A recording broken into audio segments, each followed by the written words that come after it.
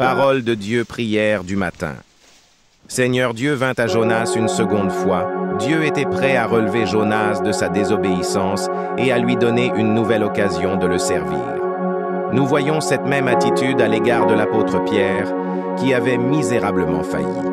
Dieu se sert pourtant à nouveau de lui pour conduire la grande lame de fond de l'Évangile qui a commencé à la Pentecôte. C'est un Dieu de grâce. L'entrée au ciel ne dépend en aucune manière de ce que nous faisons, mais de ce que Christ a fait.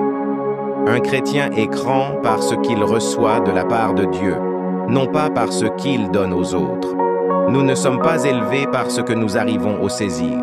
Ce qui nous élève, c'est la grâce de Dieu, le don de Dieu. À mesure que j'avance, je comprends mieux les choses, mais il en est une que je ne puis comprendre, c'est la grâce de Dieu envers moi. Quand Dieu a purifié notre conscience par sa grâce parfaite, les intérêts du Seigneur sont les nôtres. Jésus n'est plus notre juge.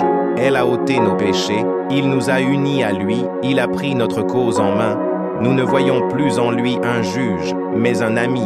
Grâce de Dieu, Dieu justifie les pécheurs, non de l'après ce qu'ils voient ou prévoit de voir en eux, mais selon les richesses de sa grâce qui remplit son cœur. La grâce est la locomotive. La foi est la chaîne par laquelle le wagon qu'est l'âme est rattaché à la puissance motrice.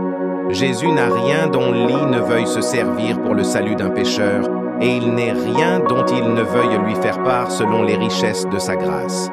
Le salut, du commencement à la fin, est entièrement l'œuvre de grâce. Vivre de la grâce est nécessaire, même pour les saints enrichis de dons spirituels remarquables. Jonas s'était montré désobéissant. Il avait refusé de porter le message que Dieu, dans ses compassions, voulait qu'il porte aux habitants de Ninive pour leur annoncer leur ruine imminente. Comment Dieu a-t-il réagi à la désobéissance de Jonas? Il aurait pu mettre définitivement fin à son service en se servant de la violente tempête ou de ce ventre du grand poisson dans lequel Jonas s'est trouvé ultérieurement.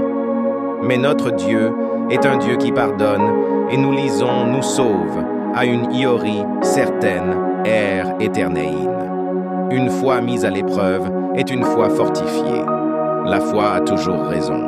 La foi honore Dieu et Dieu honore la foi. La foi est le grand principe de la vie divine du commencement à la fin. Nous sommes justifiés par la foi et nous vivons par la foi. Nous sommes debout par foi et nous marchons par la foi. La foi rend présent l'avenir et visible et invisible. Le mandat de la foi est toujours honoré à la banque du ciel. Amen.